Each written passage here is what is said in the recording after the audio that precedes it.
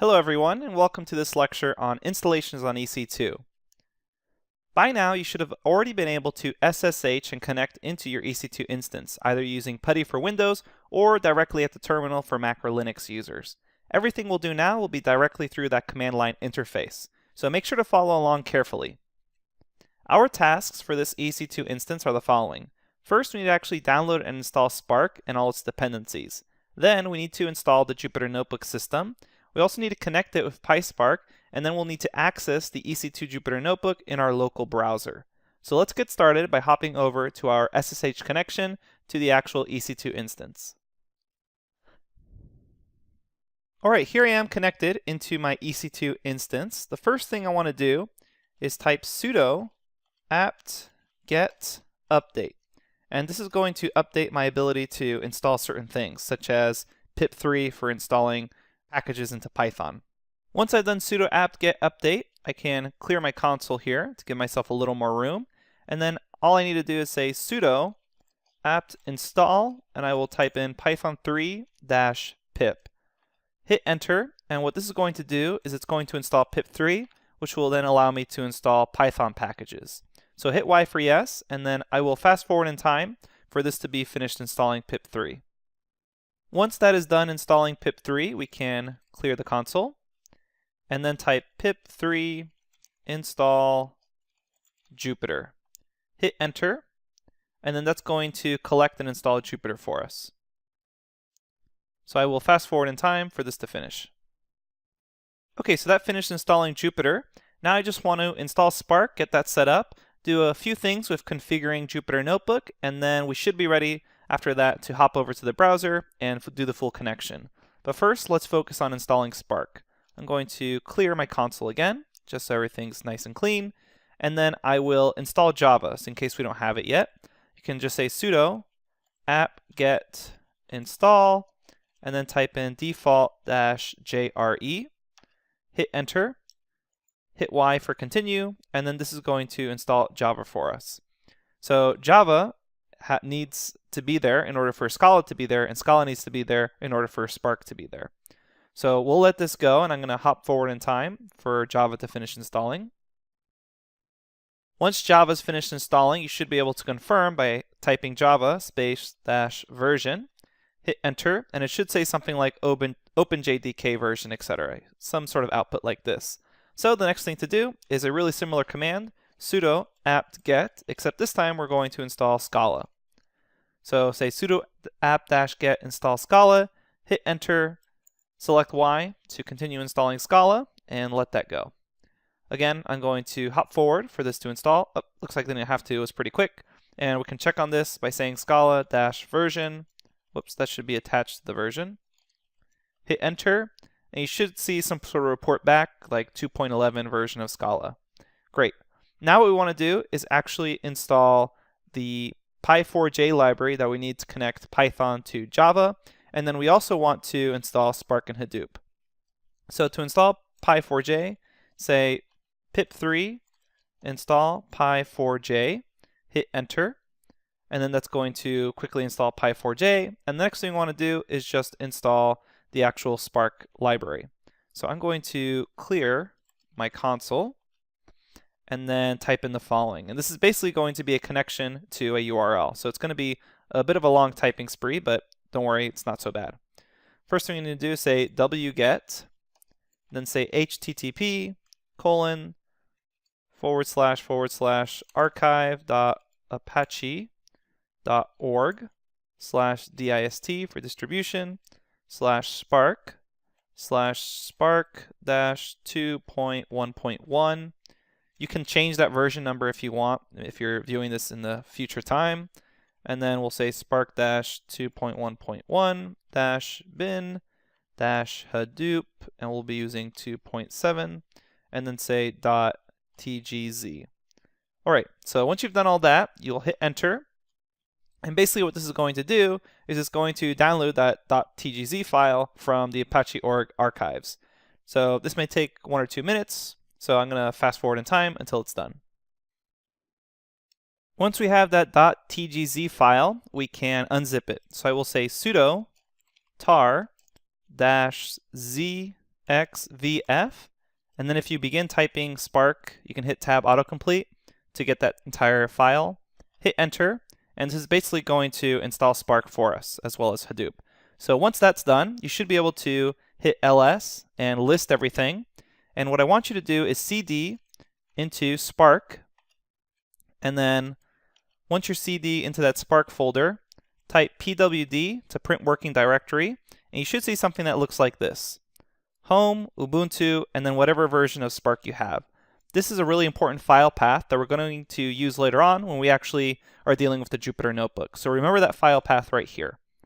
Okay, so I'm going to cd back to my home directory, clear my console, and now we're ready for the next step.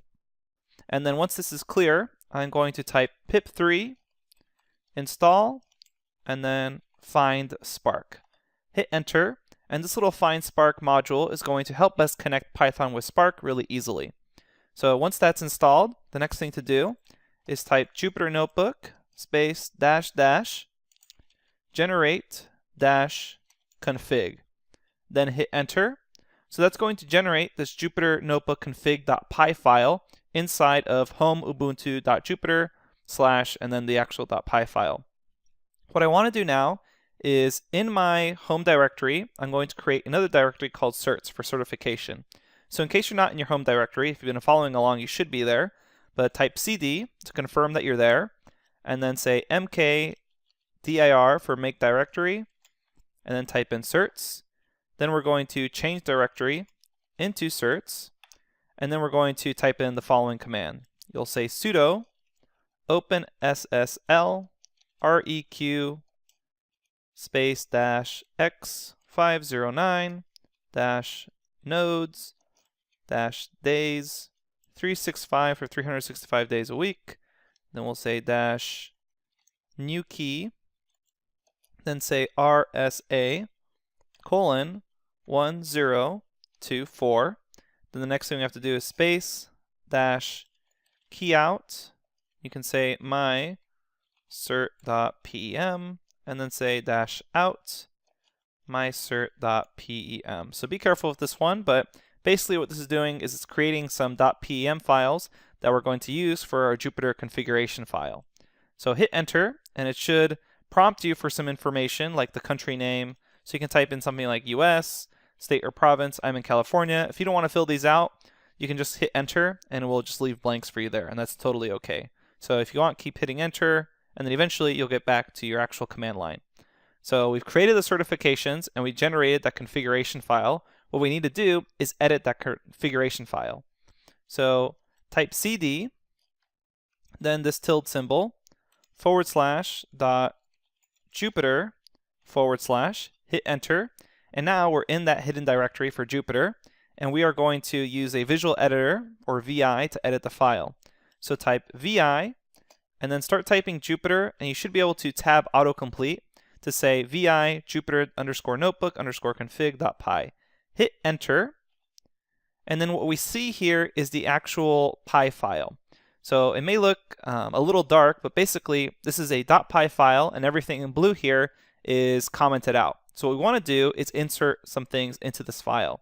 In order to do that, we need to press I on our keyboard, and that will allow you to insert things. Notice how the bottom changed there. And we're going to type in the following at the top of this file. C is equal to get underscore config, close parentheses, then c dot notebook app dot cert file is equal to u, and then single quote / home ubuntu /certs /mycert.pem, and then close that single quote. So we have that string basically telling it your certification file is over there. Then what we're going to do is tell it to run on all IP addresses of this instance. So c.notebookapp.ip is equal to, and then in single quotes again as a string, just put an asterisk there, which essentially is saying, okay, run this on all IP addresses. We also don't want to open the notebook browser by default, so say c.notebookapp.open_browser. Whoops, let me make sure I type that right. Browser. is equal to false. And then finally, we will fix this to port 8888. So I will say c dot notebook app dot port equal to 8888. Okay, once we've done this, in order to escape out of this insert method, you hit escape on your keyboard, and that will end this escape, or excuse me, end the insert method. And then what we want to do is type a colon. So that's 2 dots, and immediately you'll see at the bottom of the console, you have these 2 colons, or the colon there, and then type W, Q, so that's write quit, and then an exclamation point to actually execute this, hit enter, and this will essentially write that information to that Jupyter Notebook config file. Great. So now we should be ready to go. So what I will do is type cd to come back home, and then I'm going to run Jupyter space notebook. Hit enter, and we should see something that looks like this. And notice that it says copy and paste this URL into your browser when you connect for the first time. So that's exactly what we need to do. We need to copy this entire URL. So if you're using PuTTY on Windows, you can't really do a right click or a control C. What you need to do is just highlight this, and then that's it. Once you've highlighted it, it should be copied and pasted into your actual clipboard. So now what we need to do after we copied and pasted this is replace this local host with the actual AWS DNS address that's located in our console on AWS. So let me show you how to do that. So basically, again, just highlight this. If you're on Windows, you're ready to go. If you're on Mac or Linux, just copy and paste this URL. And let's hop over to the browser and show you how to finish everything. Okay, here I am at my browser, and I've pasted this HTTPS localhost 888 and then plus that long token into my browser. Right now, nothing's going to connect because I need to change this localhost into my actual EC2 address. So come over to your EC2 console, and down here with your EC2 instance selected, you should see the public DNS, which is this guy right here.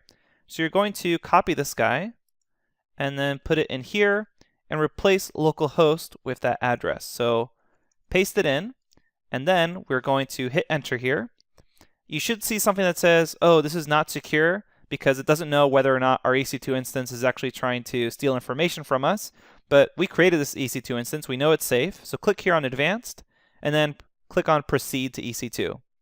And eventually you will find your Jupyter Notebook system.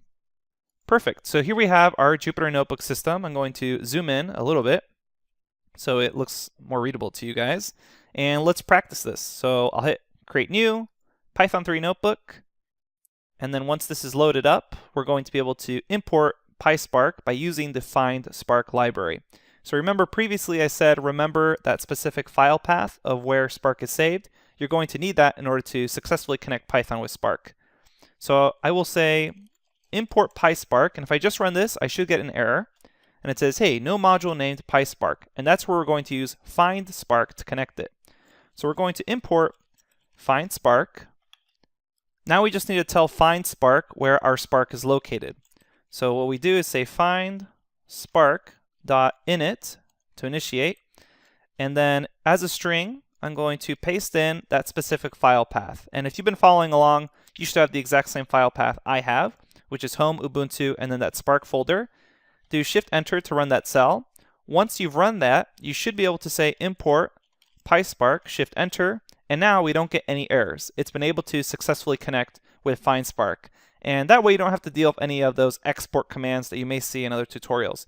If you're familiar with exporting stuff and setting bash rc as your source, you can go ahead and do that method.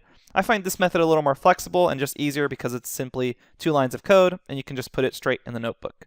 Okay, so congratulations, you've successfully set up Amazon EC2 as well as Spark and AWS with Python and Spark. So how do you actually end this process? Well, remember that this is still running on free tier, but there are limits to that. If you want to just turn this off, what you can end up doing is, as an action, instance state, you can select stop. If you're ready to lose everything, lose all your data, just kind of terminate and delete this instance completely, what you end up doing is hitting here on terminate. So that's what I'm going to do right now. If you intend to come back to this, you're going to stop and start it. If you want to just end everything, hit terminate. So that's what I'm going to do, and then it will ask you if you want to terminate, and I'm going to terminate this. All right, thanks, and I'll see you at the next lecture.